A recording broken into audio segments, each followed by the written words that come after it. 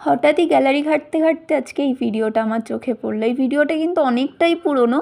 এই ভিডিওটা ছিল হচ্ছে আমাদের বাড়ি, মানে আমার বাপের বাড়িতে যখন কীর্তন হয়েছিল তার 2-3 দিন আগেকার ভিডিও। তো তখন তো কিছুদিন আমাদের নিরামিষ চলছিল, যেহেতু বাড়িতে একটা অনুষ্ঠান। তো একঘেয়ে ডাল তরকারি খেতে খেতে মনে হয়েছিল যে চলো একটু আলাদা রকম কিছু করা যাক। যেহেতু আরও স্পেশাল এই কারণেই, কারণ মা বাবা কখনো বিরিয়ানি টেস্ট করেনি। কারণ আমার মা বাবা পেঁয়াজ রসুন ডিম মাংস এগুলো কিচ্ছু খায় না। তো সে কারণে আমি ভেবেছিলাম যে চলো মাকে একটু অন্য রকম কিছু করে খাওয়াই। তো মা একটু বলছিল যে পেঁয়াজ রসুন ছাড়া বিরিয়ানি হয় না কি, বা আমি তো পেঁয়াজ রসুন খাই না, তো বিরিয়ানি আমি খাবো না। তো আমি মাকে বললাম চলো তোমাকে আমি একটু নিরামিষ ভাবে করে খাই, নিরামিষ বিরিয়ানিও হয়।